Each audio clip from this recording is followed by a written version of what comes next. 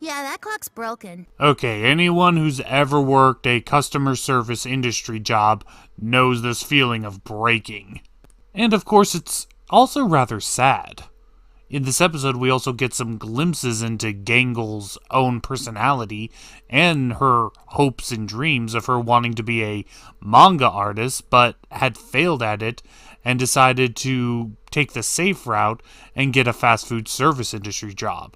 A job that she's clearly has some rose-tinted glasses on when she suggested it. I'm guessing she remembers her fast food industry life is because that was the most impactful bit on her life. But because of the digital circus, she feels like she has no control, so she wanted to go back to a place where she had that control. But now that she's living it, she realizes she never had it. So now we enter evening dinner. And everybody is exhausted mentally, physically, emotionally, and psychologically. A hard day's work, without question.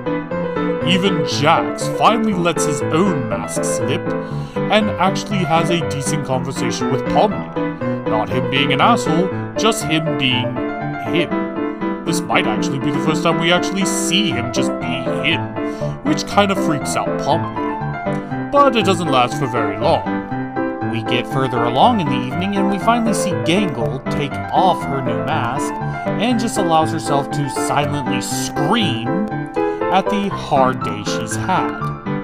But she doesn't realize she's right next to Pomni. And the two have another sit-down talk. This seems to be a reoccurring theme with Pomni. Almost every episode thus far, she's had a sit-down talk with somebody. I guess it's just Gangle's turn. She tries to get her to open up to try to alleviate some of that built-up, repressed, masked anger and sadness, but while Gangle does look like she's about to, she immediately puts on the happy mask and tries to be that chipper self.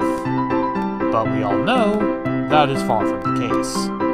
But at long last, it's finally clock-out time. Jax is the first to leave, and he has a temporary moment where he puts his mask back on of sarcasm, but the moment he exits the facility, it's right back to the emotional stress of the whole day. And we see a very valid in-car crash out. Up next is Zooble. But instead of leaving right away, she decides to stick around in order to help poor Ragatha